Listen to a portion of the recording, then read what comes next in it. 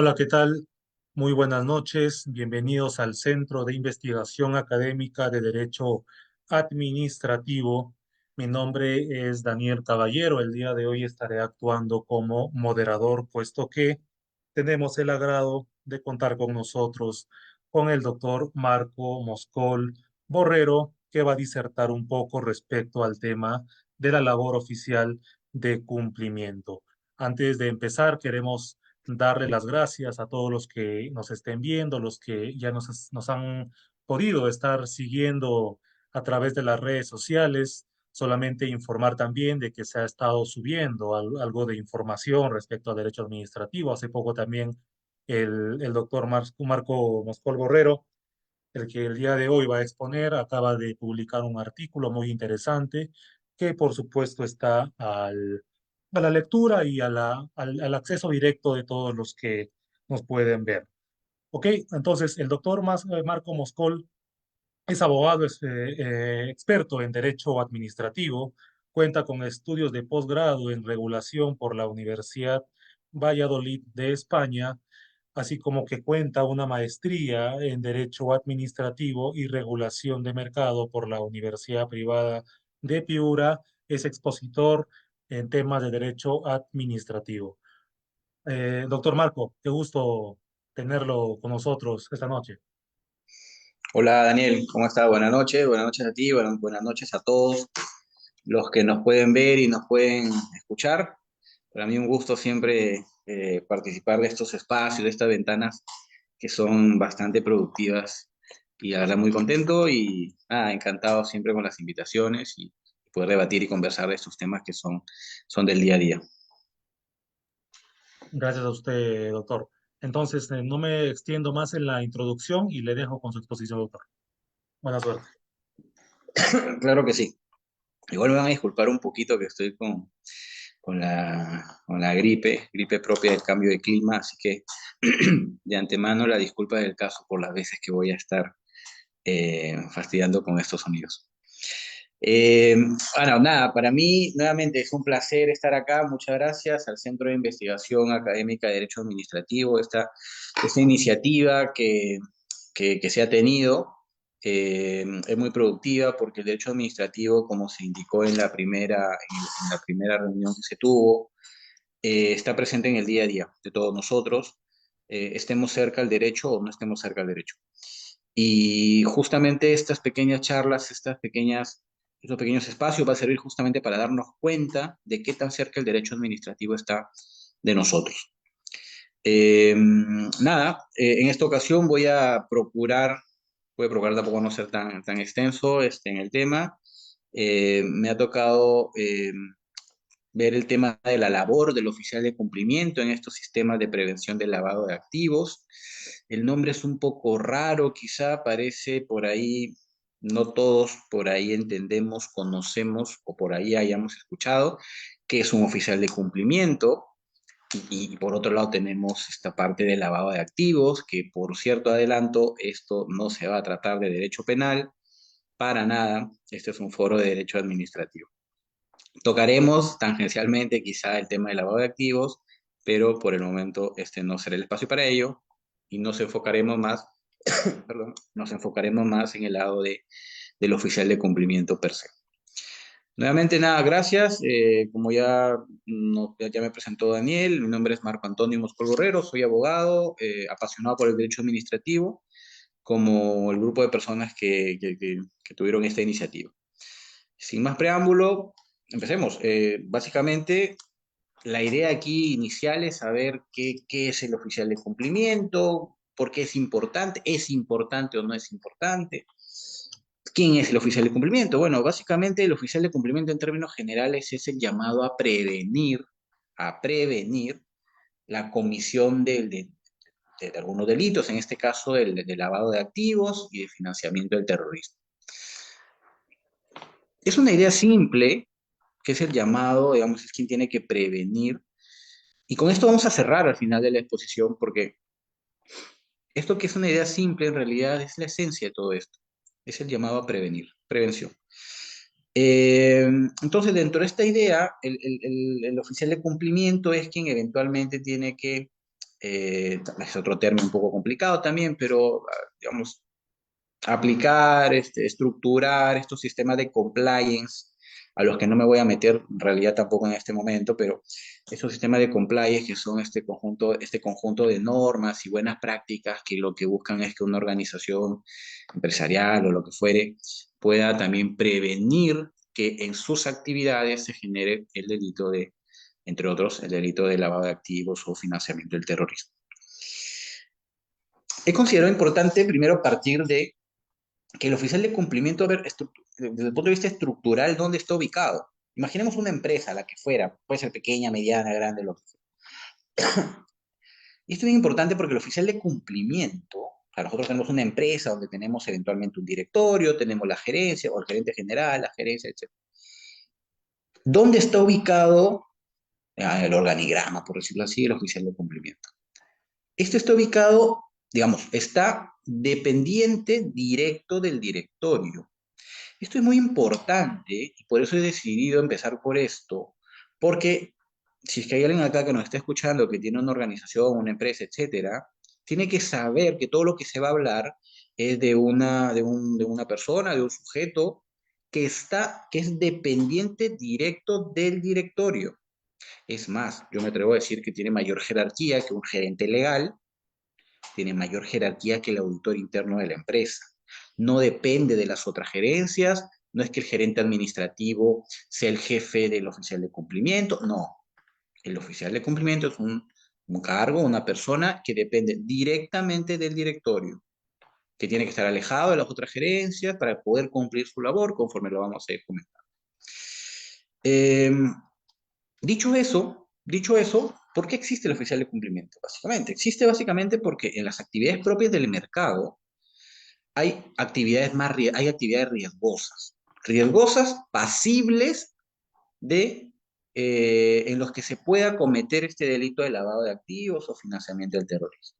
Hay una organización intergubernamental que es el AGAFI, que es el Grupo de Acción Financiera Internacional contra el Blanqueo de Capitales, sobre el blanqueo de capitales, que más o menos ha señalado cuáles son algunos sectores más riesgosos. Hay sectores dentro del sector financiero y hay sectores fuera del sector financiero. Nuevamente, recordemos que la idea de todo esto es ver que esto es cerca a nuestro día a día. Dentro del sector financiero tenemos a bancos, financieras, etcétera. Pero dentro del sector no financiero, quizás sí, algunos de los que nos estén escuchando tengamos relación con actividades que nos haga ver que sí se requiere, por ley además, un oficial de cumplimiento, como por ejemplo las actividades inmobiliarias, actividades de construcción, etcétera, etcétera, etcétera. Tienes una inmobiliaria, tienes una constructora, sí o sí necesitas por ley un oficial de cumplimiento y además es recomendable que lo tengas para lo que vamos a revisar más adelante. Entonces, dicho eso, eh, otro aspecto general que quería simplemente mencionar para poder ya empezar formalmente es el tema de los paraísos fiscales.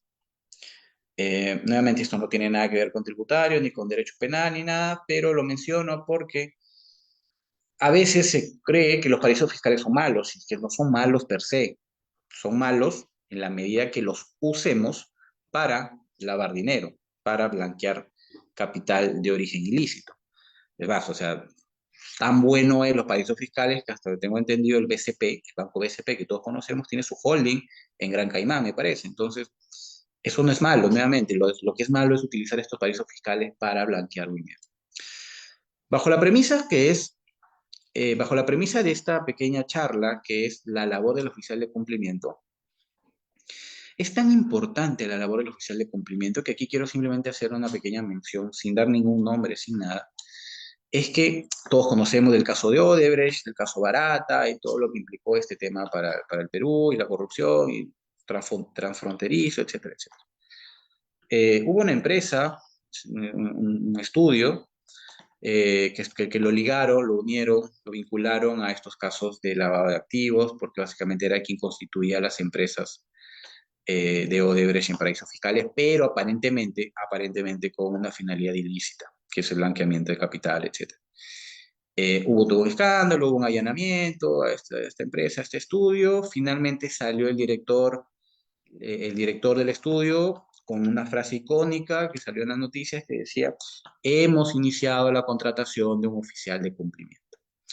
Entonces empiezo esto a partir de este ejemplo porque quiero realmente resaltar y poner sobre la mesa lo importante que es un oficial de cumplimiento. Ya vamos a ver qué es, qué función hace, etcétera, etcétera, pero quiero dejar muy claro lo importante que es. Dentro de esta lógica del oficial de cumplimiento, pues seguramente nos vamos a preguntar quién regula al oficial de cumplimiento, ¿no? Es la entidad reguladora. En este caso, la entidad reguladora es la SBS, la Superintendencia de Bancos y Seguros, que regula no solamente para temas de oficial de cumplimiento, no solamente regula al sector financiero, sino también en este caso al sector no financiero, concretamente en temas de lavado de activos. Dentro de esta organización, bueno, perdón, dentro de esta entidad que es la SBS, tenemos una unidad muy importante, perdón, muy importante que es la UIF, la Unidad de Inteligencia Financiera. Alguno la habrá escuchado, otro no la habrá escuchado, o alguno la habrá escuchado quizá de casualidad.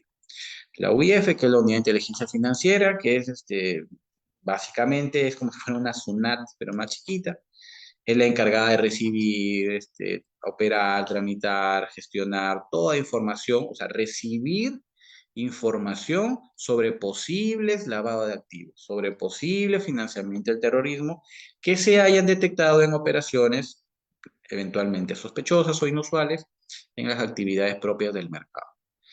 Además de ello, también es la encargada de organizar, digamos, todo la inscripción, el registro del oficial de cumplimiento y hacer la fiscalización, la supervisión, etcétera, etcétera.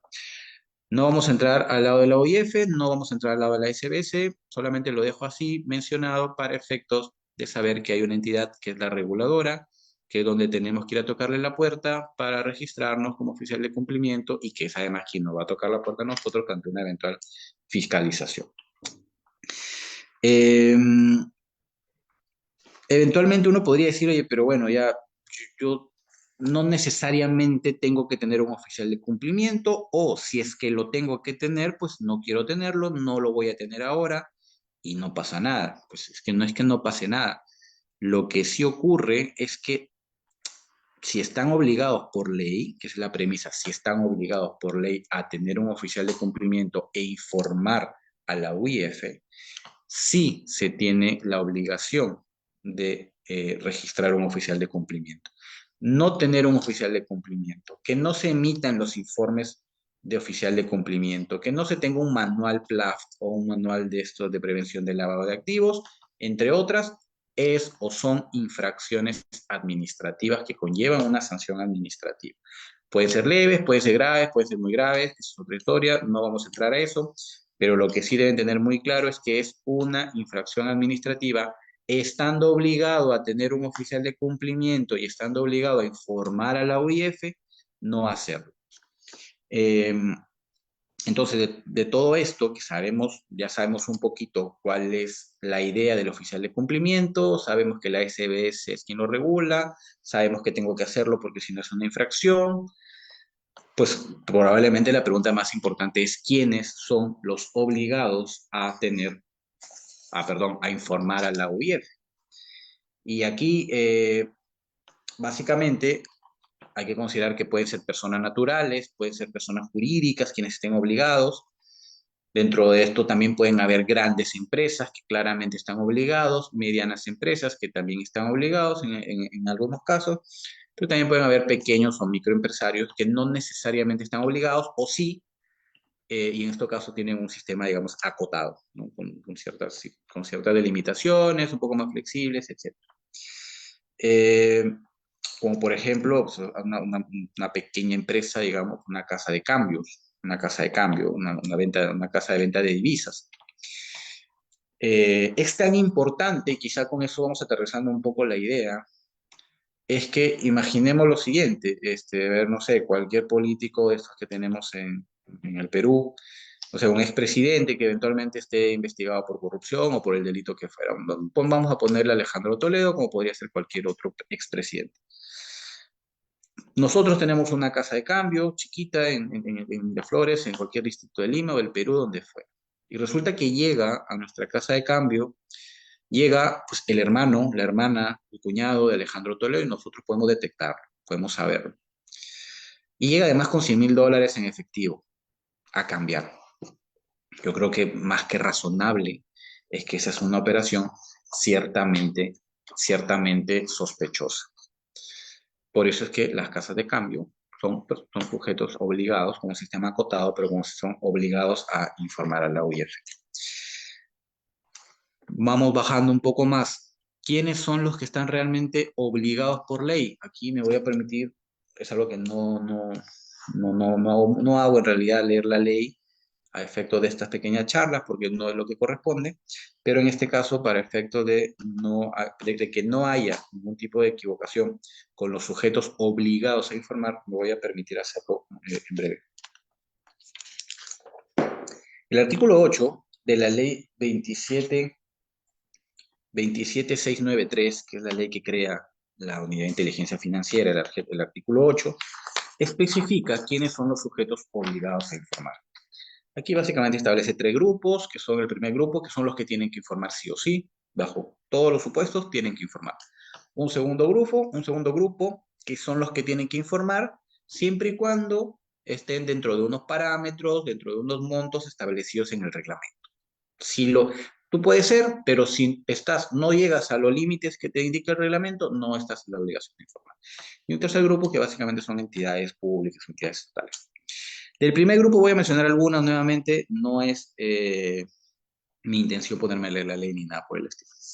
De la más importante, su empresa del sistema financiero, qué duda cabe que son obligados a informar. Empresas emisoras de tarjeta de crédito, tarjeta de débito, qué duda cabe. Cooperativas, fiduciarias, administradoras de bienes, empresas y consorcios, sociedades agentes de bolsa, nuevamente, totalmente claro que son empresas donde eventualmente pueden haber operaciones cuyos clientes eventualmente pueden tratar de entremezclar y blanquear dinero. Empresas naturales o jurídicas que se dediquen a la compra-venta de vehículos, embarcaciones, aeronaves, empresas o personas naturales dedicadas a la actividad de construcción e inmobiliarias. Aquí un paréntesis, hay un boom inmobiliario en el Perú, y digamos, más resaltado en algunos sectores del Perú, pero todos tenemos claro que hay un boom inmobiliario, por todos lados vemos construcciones, esas inmobiliarias, estas constructoras están obligadas por ley en el primer grupo a tener un oficial de cumplimiento y a informar a la UIF. También hay otros casinos, sociedades de lotería, casas de juego, bingos, tragamonedas, etcétera, etcétera, etcétera. Del segundo grupo, nuevamente, el segundo grupo que sí están obligados siempre y cuando se esté dentro de los parámetros establecidos en el reglamento. Compra y venta de divisas, que fue el ejemplo que pusimos de las casas de cambio, servicios de correo, courier, comercio de antigüedades, este es buenísimo, comercio de joyas, petales, piedras preciosas, objetos de arte, sellos postales. De aquí regreso a esto. Préstamos, agencias de viaje, notarios públicos, entre otros. Personas, venta de armas, empresas mineras. Cada uno tiene ya su propia especificación, por ahí salió normativa, por ejemplo, en el caso de las mineras ya no son todas las mineras, solamente las mineras que, que exploten oro, digamos, etcétera, etcétera, no todas las mineras. Aquí en este caso, básicamente se menciona comercio de antigüedades y comercio y objetos de arte. Esto es muy importante porque creo que a todos nos queda claro de que si alguien viene o alguien quiere ir a comprar un cuadro, pues no sé, quizá el que esté acá, quién sabe cuánto cuesta, o sea, puede costar $1, puede costar $1.000.000, puede costar $100.000, en función a qué cueste, en función a la mano del artista, la reputación, a qué es la última pieza que queda de un artista fallecido, no lo sé. Entonces, no hay criterios objetivos, técnicos, que nos permitan saber exactamente cuánto puede costar una pieza de arte eventualmente. Entonces, da pie para poner este cuadro que probablemente cueste 300 soles, pues yo quiero colocar que cueste 300.000 soles. Entonces, ¿qué hago?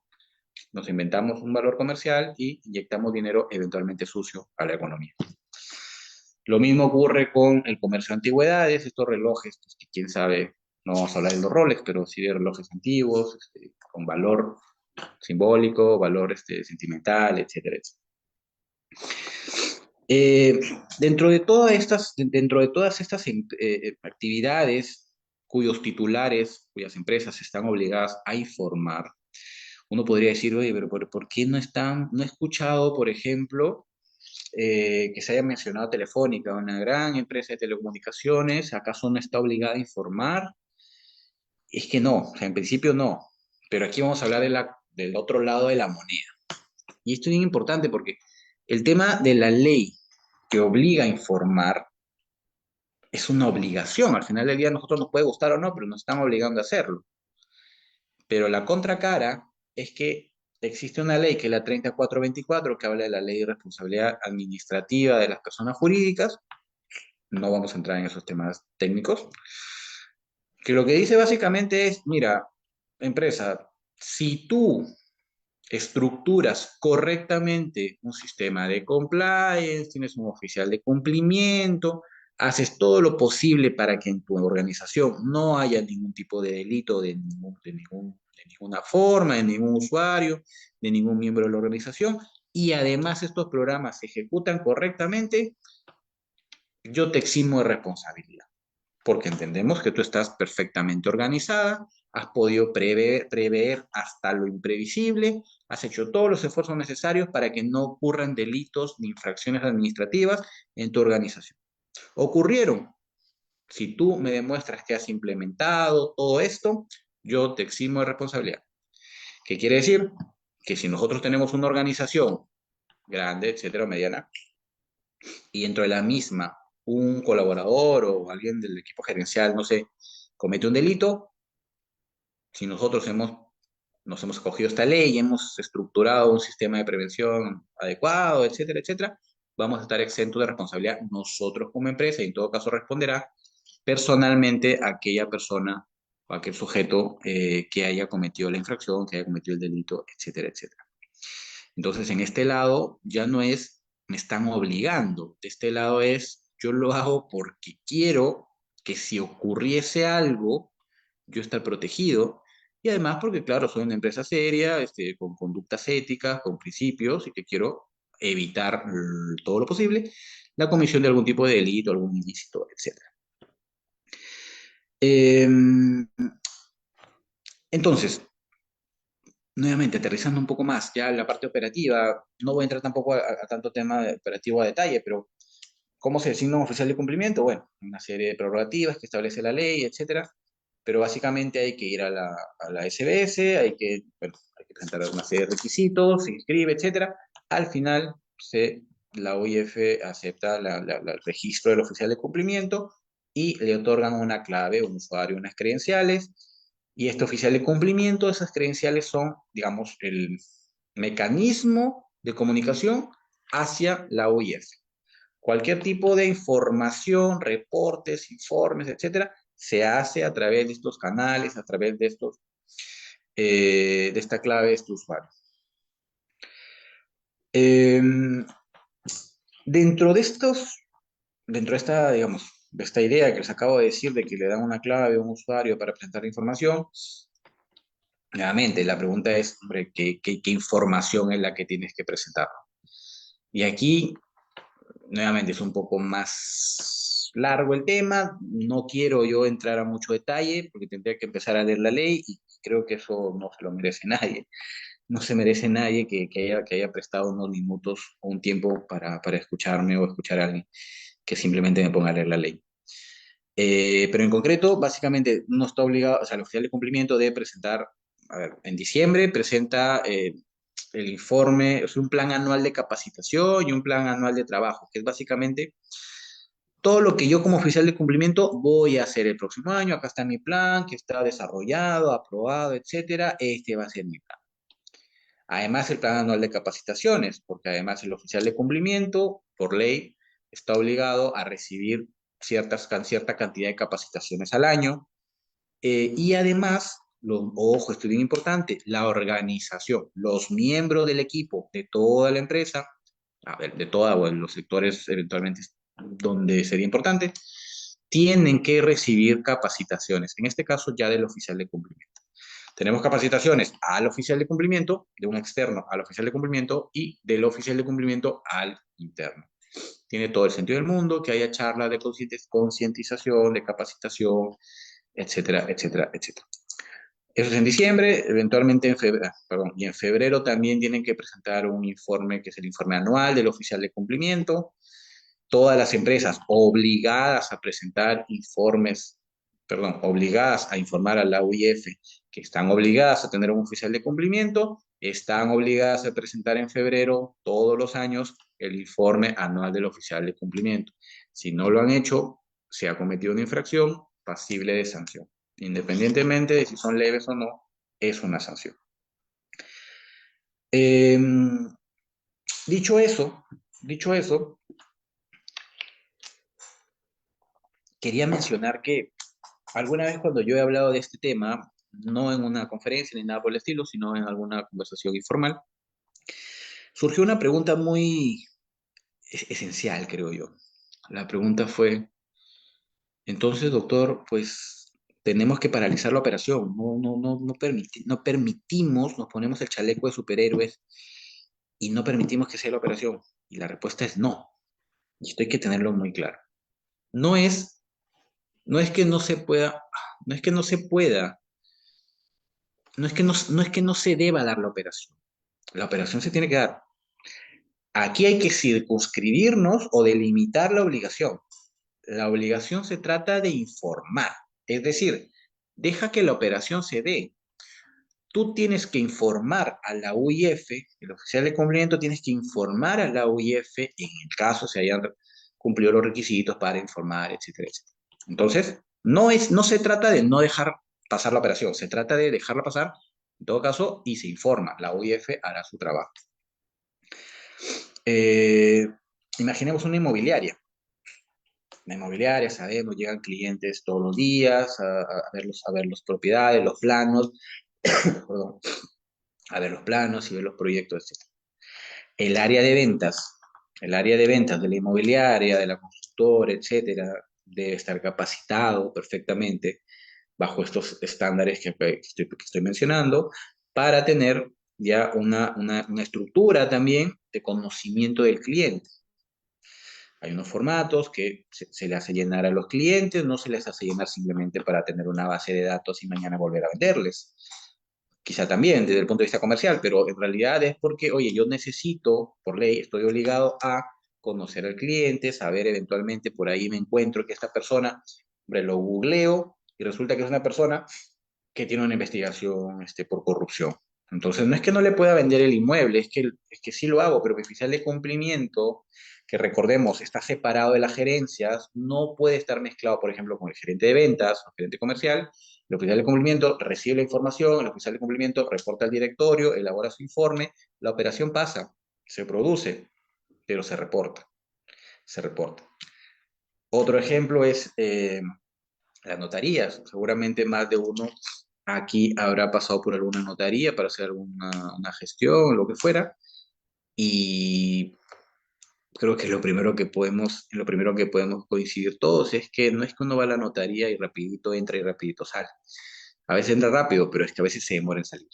Nos hacen sentarnos en una mesita muy bonitas, y nos empiezan a traer los documentos o los papeles, como en ocasiones se le dice, y a veces nosotros nos enfocamos en el documento, contrato que queremos firmar, sea el que fuere.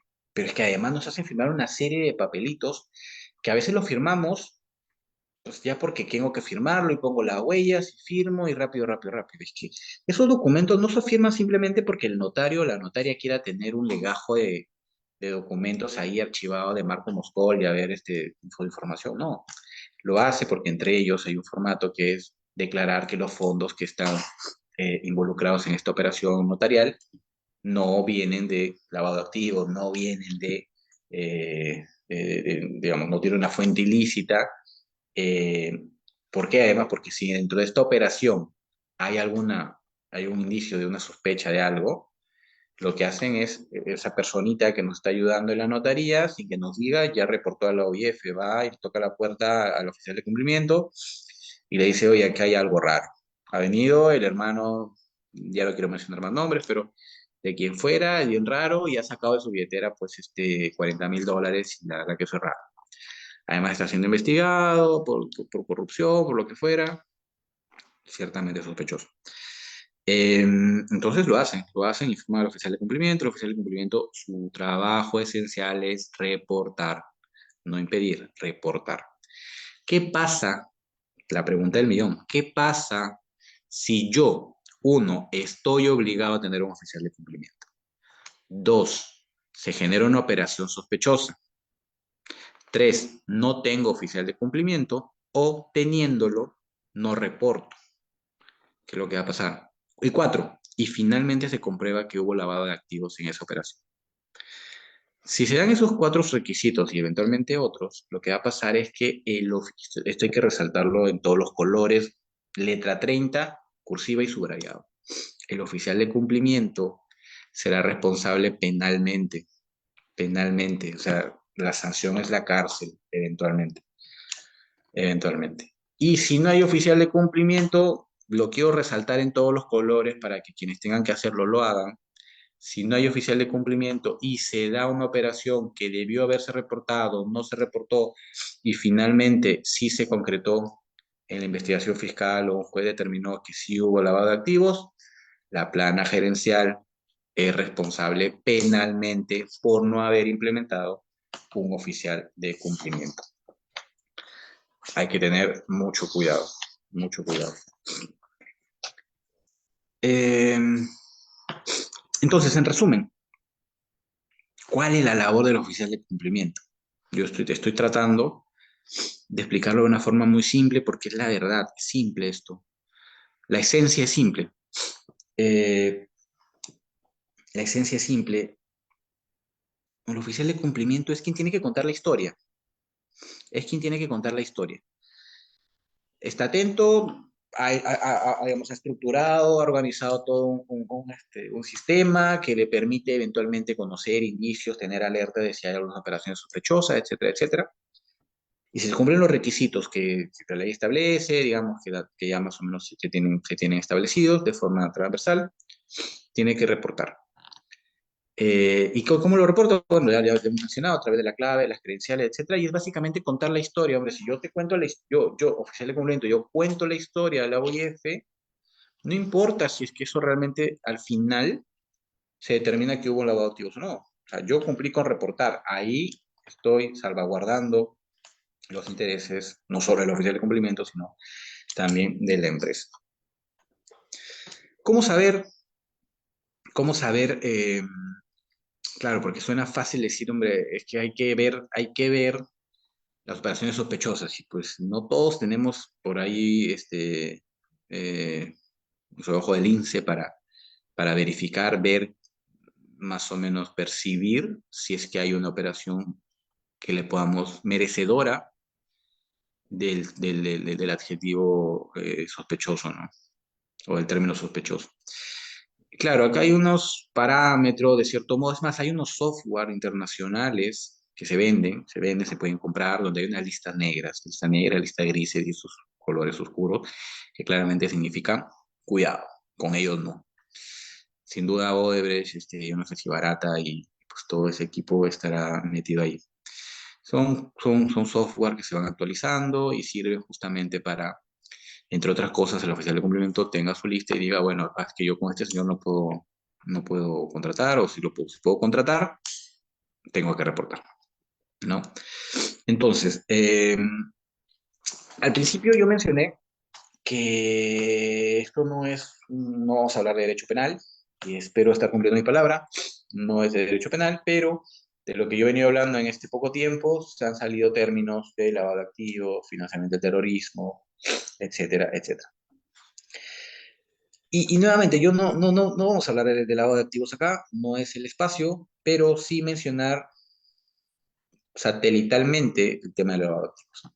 El tema del lavado de activos es básicamente un conjunto de operaciones que se realizan tendientes a blanquear operaciones, blanquear dinero con origen ilícito. Tengo dinero ilícito de diversas formas y lo tengo que meter, lo tengo que inyectar a la economía. y lo tengo que inyectar a la economía justamente para blanquearlo, nadie se dé cuenta y que al final todo esté formalmente bien y nadie se dé cuenta de que hay algo raro. Eh, pues a ver, un ejemplo, no sé, vamos a decir que, no sé, una persona recibe 1.000 soles de la corrupción, de una coima. La coima obviamente no se va a bancarizar, ¿no? Ahí está, a la mano. De esos 1.000 soles, esta persona que recibió la coima, pues tiene 10 billetes de 100 soles y dice ahora que tengo que empezar este dinero a moverlo y pues coge y pone 200 soles de gasolina a su carro, un grifo, 300 soles se va al mercado y compra, pues, no sé, para una semana, 2 semanas, en el mercado, no en un supermercado, por lo menos en el mercado, no sé, lo que fuera, o es más, en el supermercado también, porque se acepta efectivo sin problema. Pero decide, pues, con una mente de emprendedor, entiéndase, emprendedor, decide poner 500 soles al banco. Pues, va a un cajero o lo deposita a la ventanilla y los coloca en efectivo 500 soles. Aquí se abre toda la situación. Es un ejemplo simple, obviamente, ¿no? Se abre la situación porque aquí ya se ha ingresado dinero sucio a la economía, sea porque se ingresa al grifo, sea porque se ingresa al mercado y además porque se ingresa al banco. Entonces, en esta ocasión, lo que hace el banco, que es una mini central de riesgos, ¿cómo lo detecta? Bueno, tiene 3 parámetros, entre otros.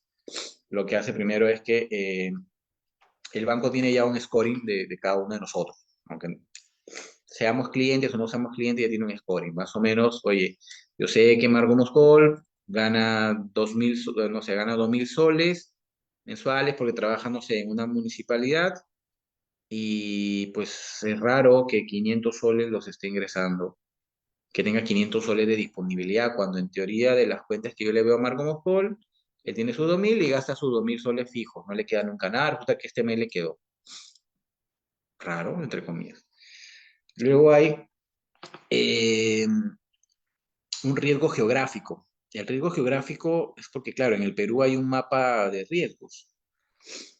De un mapa, es curioso porque es un mapa de riesgos, tal cual. Claro, tenemos zonas, por ahí Madre de Dios, con la minería ilegal y todo esto. Claro, si hay una operación de este tipo, 500 soles ingresados así en Madre de Dios, pues salta una alarma también, ¿no? Y la tercera es el riesgo producto, riesgo servicio, que ya es un análisis un poco más a profundidad, un poco más técnico en el sentido de qué tipo de servicio o bien yo ofrezco que sea más pasible o que sea más permisible en el sentido de que se pueda ejecutar una operación, perdón, una operación de lavado de activos, ¿no? Si se juntan esos tres, eventualmente hay una situación ahí. Entonces, ese intento de lavado de activos es alertado por el banco lo reporta y ya está. Quizá alguno de nosotros hemos ingresado alguna vez dinero en efectivo al banco y hayamos pasado por este OIF y quizá el OIF concluyó de que no era nada extraño y ya está. Pero bueno, nuevamente, para que se dé lavado de activos, nuevamente, el lavado de activos es esta idea de yo tengo dinero ilícito y lo quiero meter a la economía para blanquearlo. El presupuesto es que para yo poder blanquearlo, debo haber tenido dinero ilícito. Por lo tanto, previamente tuvo que haber habido un delito, ¿no? Entonces hay delitos precedentes. Nuevamente me perdonan, no voy a entrar en términos, temas de derecho penal ni nada por el estilo, pero claro está que delitos precedentes puede ser tráfico ilícito de drogas, minería ilegal, terrorismo, defraudación tributaria, financiamiento, no sé, defraudación tributaria, delitos aduaneros, lo que fuera. Y aquí eh, se me viene a la mente, por ejemplo, ah, las mineras, ¿no? Una minería ilegal, por ejemplo, un caso de minería ilegal. Imaginemos que, bueno, pues me otorgan una concesión minera, yo soy una empresa, para poder explotar 3 toneladas, 3 toneladas de oro. Eh, y resulta que soy una empresa pues que está empezando o que no tengo la capacidad organizativa como para poder extraer los 3 toneladas de oro. Eh, entonces, en ese caso, vamos a poner el ejemplo, ¿no? En ese caso, lo que se hace es que esta empresa que, digamos, tiene derecho a poder explotar 3 toneladas de oro por la concesión, solo tiene capacidad para explotar una, lo que hace es que, pues, recurre a la minería ilegal. Y recurre a la minería ilegal y, y compra 2 toneladas de oro, lo exporta y cuando sale al exterior se dan cuenta de este tema, saltan las alertas, empiezan para atrás, todos miran para atrás a ver quién se salva, ¿no? Entonces, eventualmente podría haber sido una situación en donde habría un protagonismo por parte del oficial de cumplimiento. Eh, estoy con una gripe terrible, así que me disculpo por ello. Eh, entonces, todo lo que acabamos de decir suena teóricamente bonito y ya está, pero hombre, ¿cómo implemento yo? Yo soy el oficial de cumplimiento. ¿Qué hago ahora entonces? O sea, ¿qué hago? Ya sé que tengo que tratar de prever todo, pero ¿cómo lo hago? Bueno, esto va a sonar un poco duro, por ahí si hay alguien que me está escuchando, que sea de la plana gerencia para arriba, pero es que el oficial de cumplimiento tiene que investigar a la plana gerencial, tiene que investigar a los miembros del directorio, tiene que investigar a los asesores principales, tiene que investigar a los accionistas, es decir, a los dueños de la empresa, los tiene que investigar. Transversalmente todos somos iguales. Puede tener o debe tener una lista, un registro de personas procesadas penalmente, sentenciadas, por qué tipo de delito, delitos más graves, por dolo, por culpa, etcétera, etcétera. Personas expuestas políticamente, o sea, a ver, es que dicen las estadísticas probablemente que las personas PEP, personas expuestas políticamente, son más tendentes a la corrupción. Yo no comparto necesariamente eso porque tengo familiares conocidos que son PEP y son personas íntegras en su totalidad. Pero, por ejemplo, lamentablemente a los PEP, personas expuestas políticamente, también hay que tenerlas registradas, mapeadas, etcétera, etcétera. Hay que tener estos software internacionales, tenerlos actualizados, las listas negras para saber si este cliente eventualmente está ahí o no. Hay que estar atento a las noticias, claro, no la de farándula, sino las noticias importantes, las noticias serias, donde eventualmente, pues, a través de esas noticias, uno pueda tener medianamente conocimiento de que puede haber pasado una situación de corrupción, de algún delito que pueda caer en este tema. Y también, ¿por qué no? Listas internas de la propia empresa, ¿no? A ver, cada uno ya más o menos sabe o debe conocer a su equipo y tener más o menos parcelados, parcelados a los colaboradores, entre más riesgosos, menos riesgosos, ya miraremos un poquito sobre esto. Entonces, el oficial de cumplimiento debe evaluar sí, tiene que hacerlo sí, más o menos con lo que se acaba de mencionar. Pero es bien importante porque no solamente debe evaluar al cliente, o en todo caso, si vamos a llamarle al cliente externo y al cliente interno. El cliente externo, pues es nuestro cliente externo, es básicamente quien hace que nuestra economía se mueva y tal, y tal, y tal. Entonces, hay que conocer al cliente. Nuevamente, el tema de las inmobiliarias, cuando yo le vendo a alguien, yo no le puedo vender a cualquiera solamente por vender. Comercialmente eso es muy agradable y se llegan a las metas, etcétera, pero debo, tengo, y éticamente además adecuado, conocer al cliente, llenar un formulario con todos sus datos que a mí me permitan luego investigarlo, ¿no? Sin entrar a temas de intimidad, y saber que le estoy vendiendo a una persona pues que hace cosas correctas por la sociedad y no está involucrada en cosas raras. Luego también tenemos la otra faceta que es el cliente interno. Aquí es nuestro cliente interno, básicamente nuestro equipo de trabajo, todos los trabajadores. Ya vimos también que a la planta gerencial, a los directores, a los accionistas, asesores principales, externos, etcétera, pero también a nuestros trabajadores. ¿Suena duro, suena brusco? Sí. Suena brusco, sí, pero es que así es. Eh, o sea, a ver, es que es un poco subjetivo, pero es que en teoría tenemos que procurar que nuestro equipo sea, pues tenga niveles de integridad altos, ¿no? Altos. Yo quiero mi equipo, ellos, pero, perdón, los quiero a ellos, no quiero a los que son, dubitativos con su integridad, ¿no? Pues claramente recabar antecedentes penales, policiales, judiciales, etcétera, etcétera. Conocer a tu propio equipo. Uno ya más o menos sabe quiénes son a los que eventualmente, a ver, esto no es absoluto lo que voy a decir y yo disculpa de antemano, pero claro, es que si yo tengo un equipo, dentro de mi equipo de trabajo tengo personas que tienen una economía inestable, con muchas deudas, las estadísticas también dicen que potencialmente son más propensos a caer en ilícitos. No digo que sea así, lo que las estadísticas dicen, por decirlo así.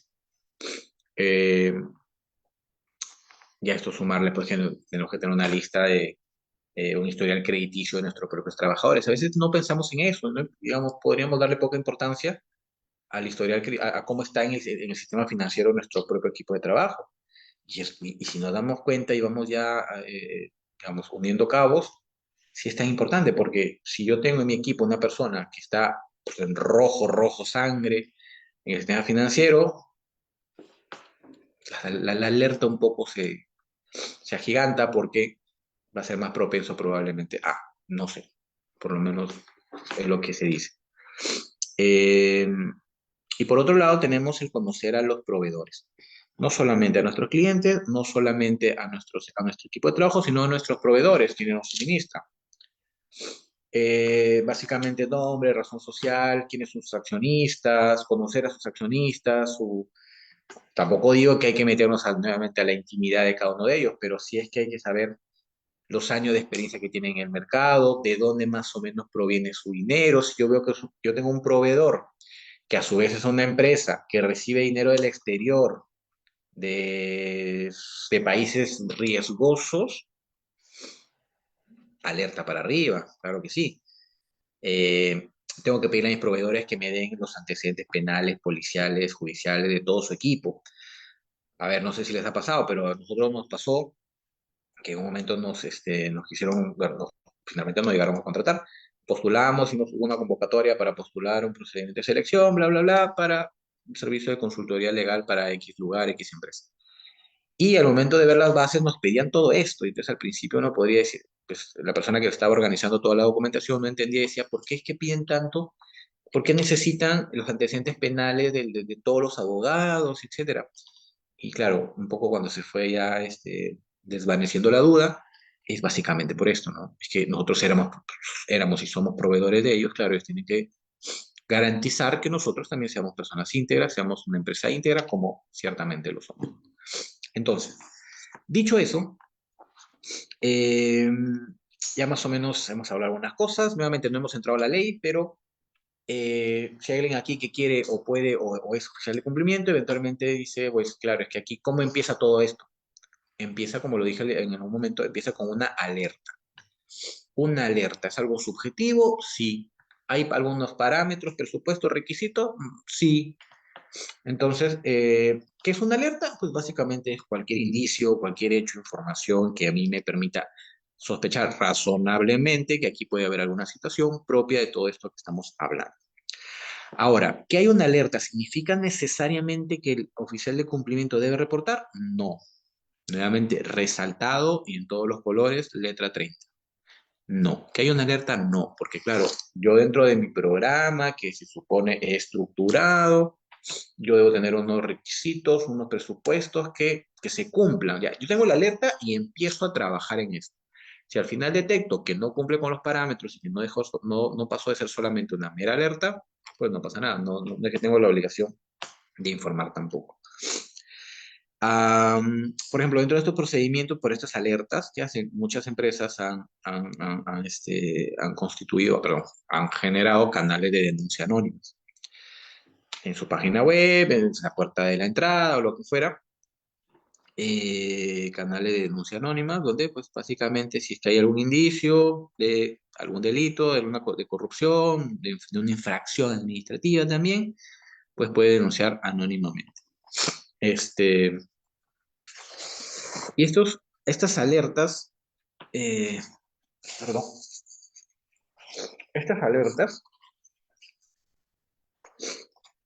son respecto del cliente, respecto del proveedor, respecto a nuestro propio equipo de trabajo.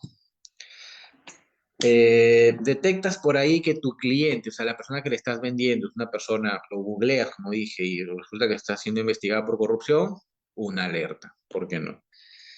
Eh, es bien importante, una empresa muy pequeñita, pues si tú vas a su oficina, probablemente es una empresa muy pequeñita que tiene, no sé, no tiene una infraestructura muy adecuada, pero resulta que mueve muchísimo dinero.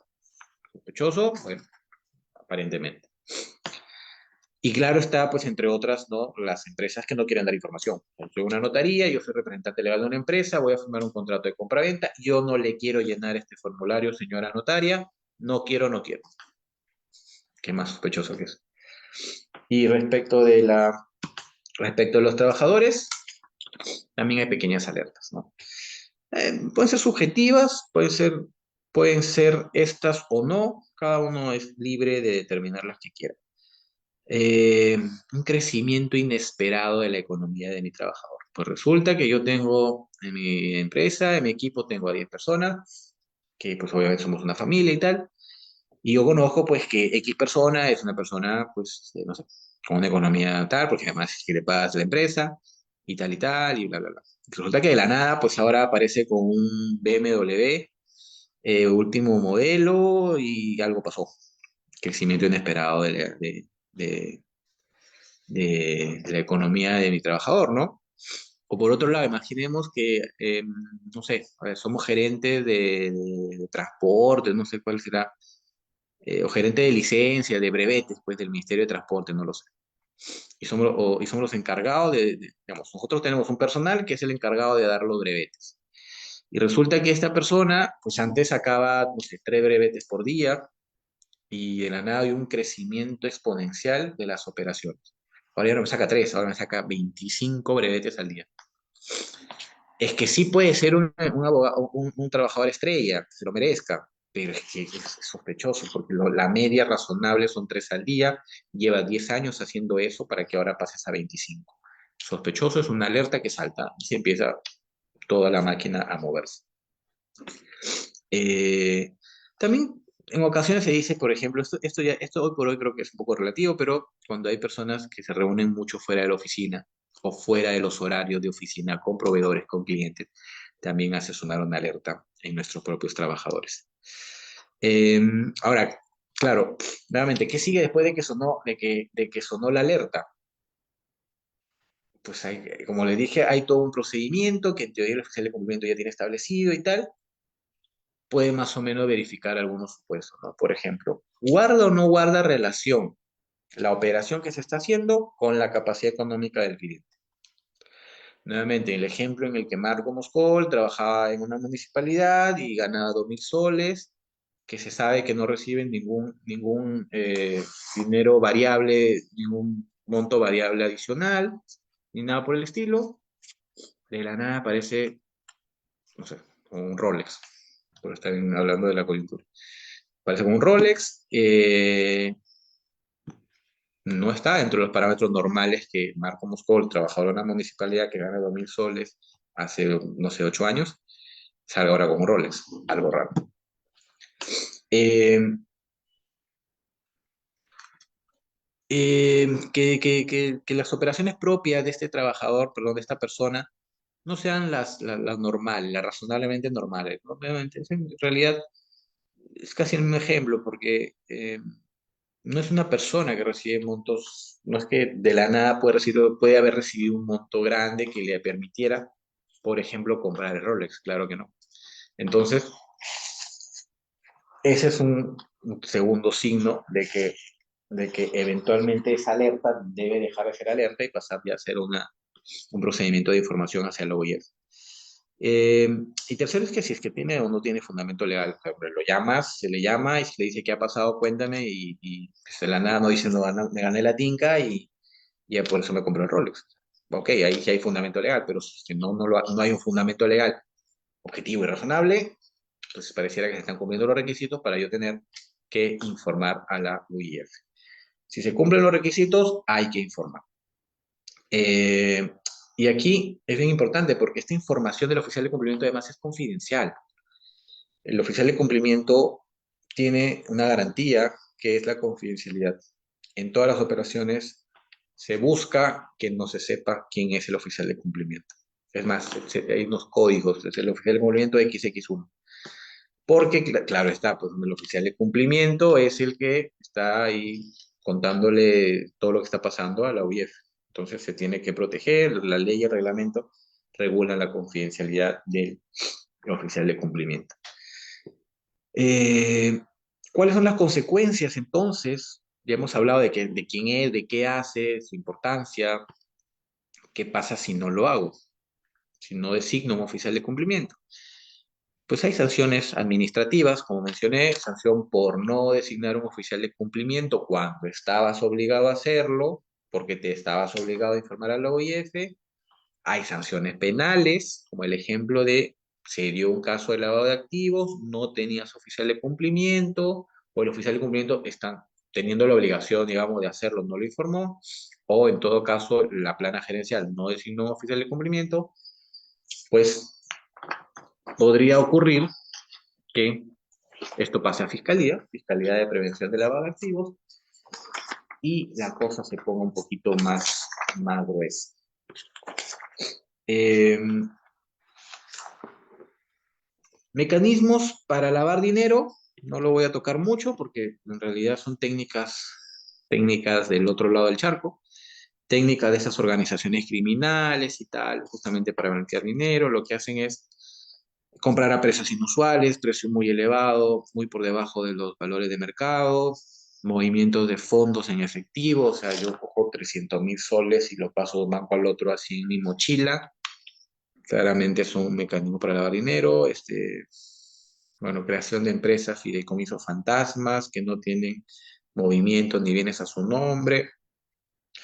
Hay uno bien importante que yo lo he visto en algún momento, son compraventas sucesivas. O sea, tienes un inmueble y en ese inmueble lo compra A, 3 semanas después lo compró B, y ahí nomás lo vuelve a comprar C, y resulta que luego regresa a A. Entonces, esas compraventas sucesivas en un periodo de tiempo muy corto también son sospechosas. Eh, Como yo mencioné, esto eh, no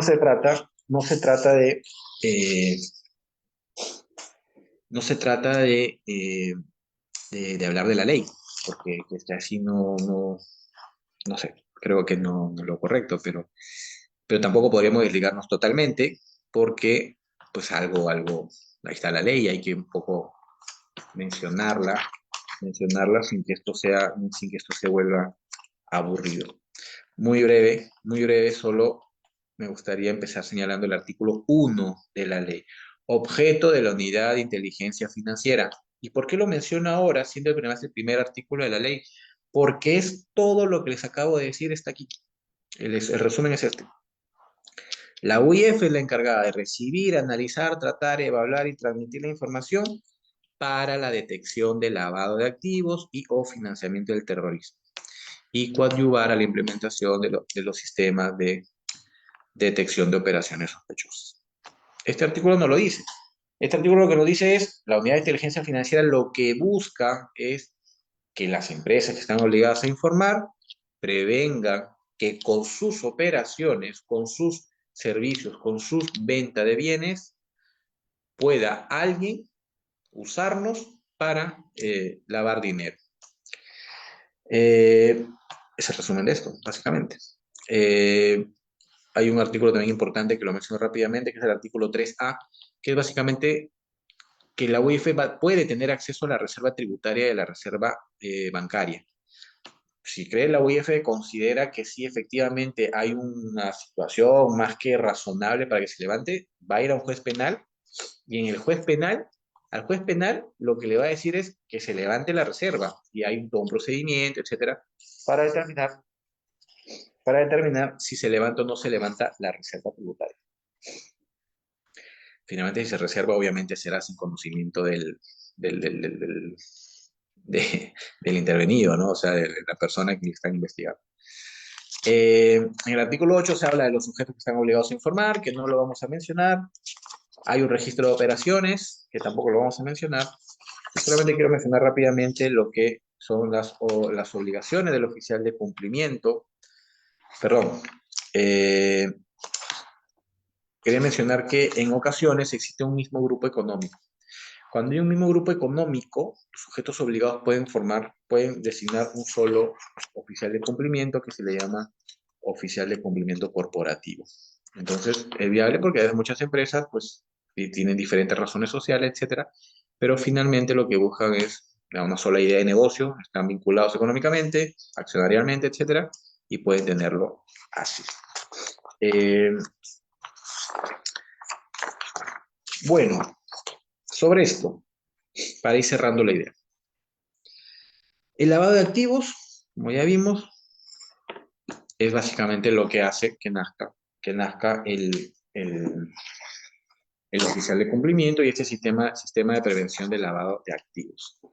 ¿Hay unos requisitos para ser oficial de cumplimiento? Sí. Y esto es bien importante, que sí quiero ver si lo menciono rápidamente. Está, bueno, por acá. Básicamente tener experiencia en el rubro. Tener experiencia en el rubro es bien importante, o sea, no puede ser cualquiera, no es que yo decidí poner a quien sea y ya está, no, tiene que tener experiencia en el rubro, no haber sido condenado por delito doloso, claro, que éticamente no sería correcto, no haber sido destituido de cargo público por falta grave, no tener deudas vencidas por X días en el sistema financiero, no haber sido declarado en quiebra y no ser el auditor interno del sujeto obligado.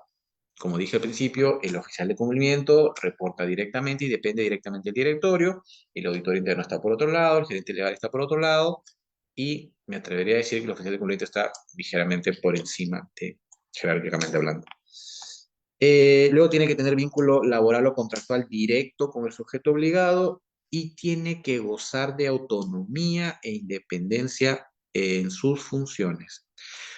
Tiene que gozar de autonomía e independencia. No puede el oficial de cumplimiento, por ejemplo, ser un subordinado del gerente de administración. No puede, porque si no, no habría independencia y autonomía en sus funciones.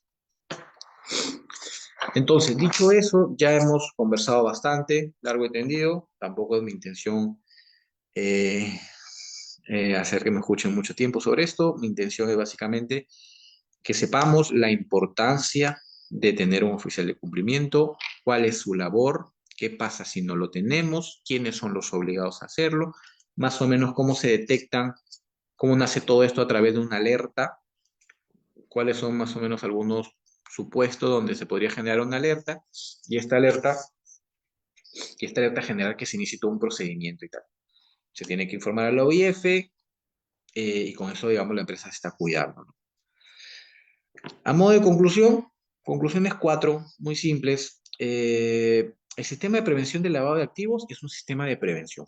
Básico, es lo mismo, es un sistema de prevención. Se busca prevenir, es un sistema de controles que buscan evitar que con mis actividades de mercado, venta de bienes no sé, o servicios, alguien se pueda estar aprovechando, sea cliente, sea mi propia empresa o sea un proveedor o el que fuera, para lavar activos y yo no haga lo necesario para evitar que ello ocurra.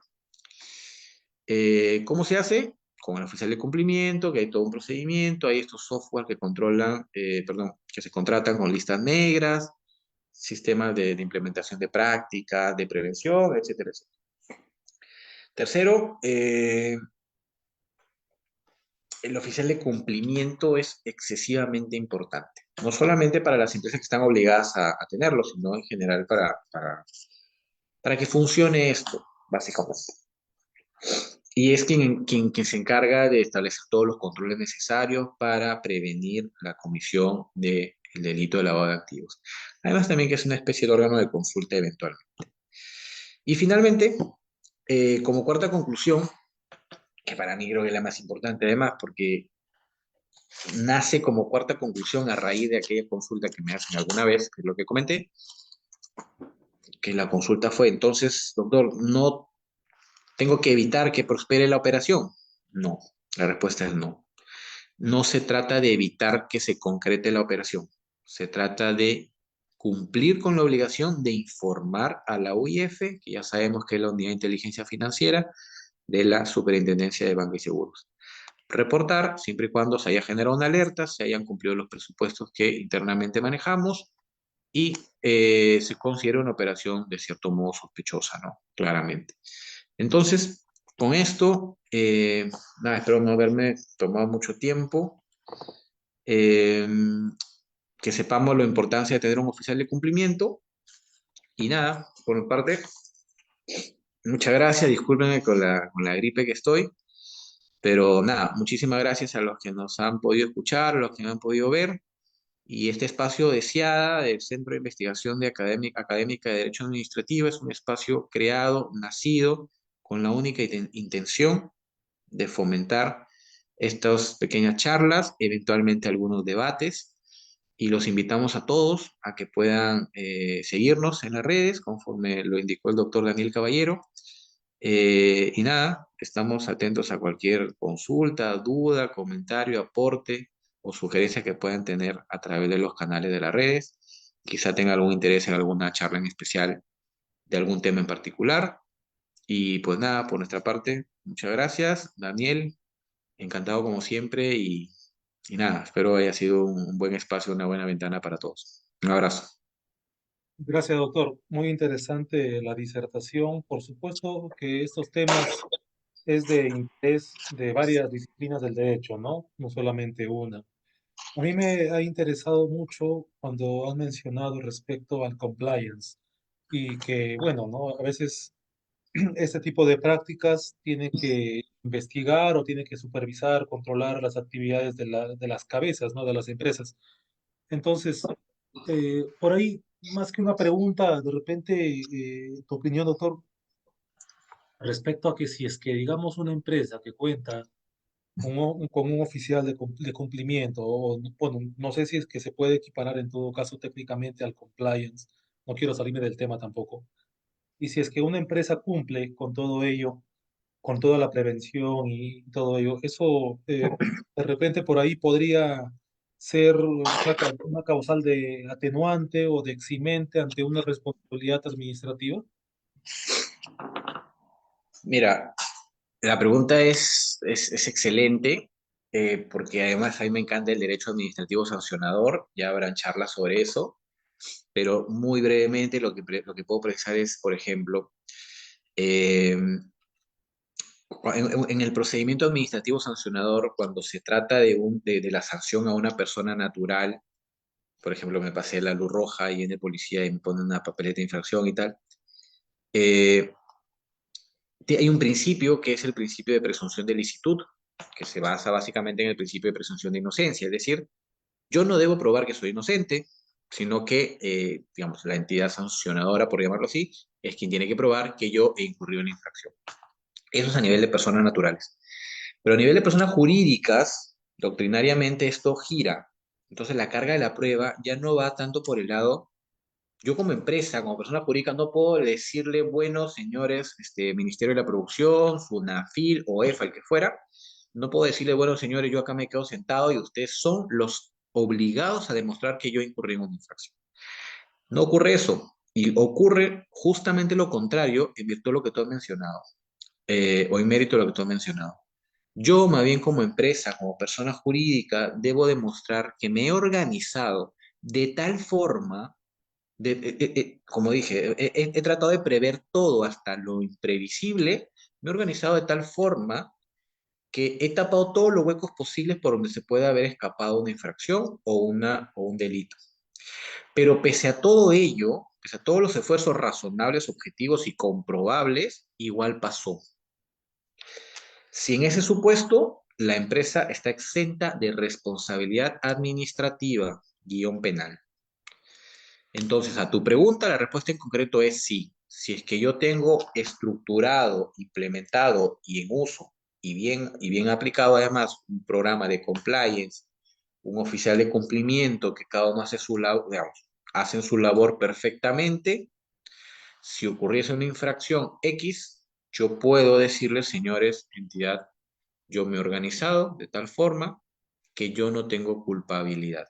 Me he organizado con todo lo previsible, por lo tanto no se cumple con el requisito de la culpabilidad, por lo tanto no hay infracción que es otra historia, y por lo tanto no me tienen por qué sancionar. Y no solamente es un atenuante, en realidad es hasta un eximente de responsabilidad administrativa. Eso es, sin entrar un poco al detalle propio del sancionador, que es un mundo importantísimo y que ya tocaremos en su momento. Correcto, doctor. Entonces, ante ello podríamos decir, en todo caso, y justamente ante la pregunta que nos están realizando, que se la traslado, ¿no? Esos eximentes se puede subsumir dentro de las causales que menciona la LPA o no. Eh, no, no, porque los eximentes de la LPAG, bueno, hablan de la subsanación voluntaria, el error inducido por la administración pública, etcétera, etcétera. Aquí, más que un eximente, es lo siguiente, mira, es que a ver, tengo que explicar algo teórico primero. Para que haya una infracción, deben haber unos presupuestos, una acción o omisión típica, antijurídica y culpable. Para que haya una infracción merecedora de una sanción, tienen que darse todos los supuestos. Si yo tengo 5 de los 6, por decirlo así, no se cumple el presupuesto. ¿Qué presupuesto estaría faltando si es que yo logro acreditar que tengo un programa de compliance, que tengo un oficial de cumplimiento que hace su labor, etcétera, etcétera? Yo estaría, yo estaría demostrando que no soy culpable. Por lo tanto, dentro de todos esos presupuestos, para que haya una infracción, no se configuraría el presupuesto de la culpabilidad. Por lo tanto, más que estar en un eximente de la LPAG, para mí es que no se cumple con un presupuesto de la infracción en sí. Por lo tanto, por esa razón es que no se configuraría una infracción merecedora de una sanción. Porque el eximente, por ejemplo, es yo sí cumplí, o sea, sí cometí la infracción, sí soy responsable, pero es que tengo un eximente. En cambio, en este supuesto ni siquiera se cometió la infracción, porque falta un presupuesto que es la culpabilidad. Insisto, ese es un tema mucho más teórico que merecerá más explicación, pero a la pregunta creo yo que esa es la respuesta. Correcto, doctor. Acá le traslado otra pregunta y menciona, ¿existe algún monto de dinero en la transacción que esté exento de revisar el oficial de cumplimiento, así sea de repente $1, ¿no? Eh, y debe reportar? Sí, la norma lo que hace es establecer, como le dije, 3 grupos de obligados a informar. El primer grupo son los que sí o sí tienen que informar. Aquí, así venga quien venga, digamos, viene barata con $1, es sospechoso, aunque sea $1. Pero si estoy en el segundo grupo, que es un poco más flexible, ahí el reglamento sí me establece unos criterios, etcétera, donde me dice, mira, por ejemplo, los notarios. Si hay un monto, de aquí para arriba sí tienes que informar, de aquí para abajo no tienes que informar. Obviamente, caso a caso son montos que varían en función a las actividades propias del mercado. Pero la respuesta es sí hay en determinados casos. Correcto, doctor. Por último, la última pregunta es que también se ha mencionado de que, bueno, se pone un ejemplo, ¿no? En caso de las inmobiliarias, que tienen una responsabilidad de poder, una responsabilidad de repente de cuidado, de prever a quienes venden, ¿no? Y eso también se debería en todo caso entender a quienes quieren poner el dinero, quienes quieren invertir, como los socios. Entonces, esa es mi pregunta, ¿no? ¿Qué tanto debe ser esa investigación, ¿no? O sea, de repente esa exigencia en la investigación hacia los socios de dónde están consiguiendo el dinero? ¿O es solamente que llenan una declaración jurada en donde dicen que el dinero es limpio, es lícito y todo ello? Mira, la pregunta es precisa justamente y es que por eso yo empecé por esa parte. Yo quiero resaltar que el oficial de cumplimiento nuevamente no está debajo del gerente administrativo, no está debajo del gerente comercial, ni siquiera está al costado, depende del directorio. Como depende del directorio, no se va a tener que ver entremezclado por algún interés en particular. Porque imaginemos el siguiente supuesto, o sea, la plana gerencial buscan a un fondo de inversión, este fondo de inversión les financia para una construcción de un inmueble, de un proyecto multifamiliar. Como quien lo busca es, digamos, el gerente administrativo, el gerente financiero, etcétera. Si es que el oficial de cumplimiento estuviera debajo del gerente financiero, el oficial de cumplimiento nunca va a poder investigar al fondo de inversión porque estaría chocando con su jefe. En cambio, como no pertenece, digamos, como no está subordinado al gerente financiero, sino directamente al directorio y le reporta directamente a los directores, él sí puede y debe dentro de su programa, debe hacer las investigaciones correspondientes. Distinto es, otro tema es ya qué tanto tiene que investigar. Claro, es que va a depender. No es lo mismo cuando se trata de inmobiliarias y fondos de inversión, donde la situación es un poco más sensible por haber mucho dinero de por medio, a que se trate, pues, no sé, de la venta de un arte, de arte. Va a depender del caso a caso, pero la respuesta es sí, tiene que hacerlo dentro de los propios programas que hayan preparado y aprobado en el mismo directorio. Correcto, doctor. Entonces, estaríamos llegando al final. Quiero agradecer a todos los que nos han acompañado, agradecerlo a usted, por supuesto, por la disertación. Y si tuviera palabras finales para poder despedir, sería excelente, doctor. Sí, quiero agrupar esta parte final en dos partes. La primera, el oficial de cumplimiento es importante. Hay muchos emprendedores, muchas empresas que están avanzando, están creciendo y me parece que sí está perfecto, pero hay que crecer cumpliendo con lo que establece la norma, porque así lo exige, pero además porque es necesario y hasta estratégicamente es adecuado. Es adecuado porque nos va a servir para luego no tener problemas legales y si es que los hubiera de algo que ya no puedo controlar, voy a poder salir, digamos, lo más limpio posible. Y además, ¿por qué no? Porque éticamente también es correcto. ¿Qué más quisiera que que mi empresa, pues todos caminemos rectitos y que no haya ninguno o nadie que pueda verse propenso a caer en un ilícito penal o una infracción administrativa? Así que el oficial de cumplimiento es necesario. Su labor es importante, además de ser una obligación, creo que es correcto. Eso por un lado. Y segundo, nuevamente agradecer el espacio a Ciada. Ciada es un espacio nuevo, joven, que está entrando un poco a compartir, porque en realidad es compartir información, compartir experiencias eh, que nos pueden servir a todos y siempre enfocado desde la practicidad. Esto no necesariamente está enfocado, dirigido para abogados, donde podríamos hablar de aspectos técnicos, legales y terminología que nos encanta hablar a los abogados y que solo nosotros nos entendemos. Pero no, esto está formulado y estructurado para que sea fácil de entender y que sea aterrizado a temas prácticos. Como se ha dicho la primera reunión que tuvimos, el derecho administrativo es algo que está en el día a día y eso es lo que queremos que quede marcado.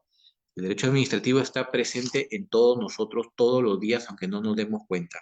Cuando vamos a una municipalidad, cuando nos pasamos una luz roja, sin vanagloriarnos de ello, cuando inscribimos a nuestro hijo en RENIEC, y así mil cosas. Más que el Poder Judicial, más que el Poder Legislativo. Hay que aprender a conocer y a querer nuestro derecho administrativo, que como lo dije en alguna sesión anterior, eh, creo que la meta es que cuando nos pregunten, ¿usted abogado de qué especialidad es? Sepan a qué nos referimos. Porque nuevamente, a laboralista, uno dice soy laboralista y uno la tiene muy clara y dice, pues ok, puede estar del lado del empleador, del lado del trabajador, o soy tributarista, yo veo los temas de los tributos, impuestos, etcétera. Soy penalista, ah caramba, la cárcel. Soy no sé, hasta procesalista, pues me ven en el Poder Judicial ahí en audiencias. Pero es que queda ese espacio pendiente cuando uno dice soy administrativista, además que es un término poco complicado de pronunciar. Y creo que la idea de esto es que de aquí en adelante, con trabajo de hormiga, al final del día sepamos qué hace un administrativista, que lo que hace realmente es algo que nos pasa en el día a día a todos. Nada, eso, muchas gracias a todos los que han dedicado un poquito de tiempo para escucharnos y vernos, y los invitamos siempre a estos espacios para que nos compartan sus preocupaciones, sus ideas y nada, Daniel, como siempre, un gusto poder compartir contigo y con los demás este espacio. Muchas gracias. Gracias, doctor. También reiterar que a todos los que nos están viendo nos pueden seguir en las redes sociales. Ya estaremos trayendo más información respecto al derecho administrativo y más disertaciones como estas. Sin más, me despido. Gracias, doctor, y gracias a todos. Muy buenas noches. Gracias, buenas noches.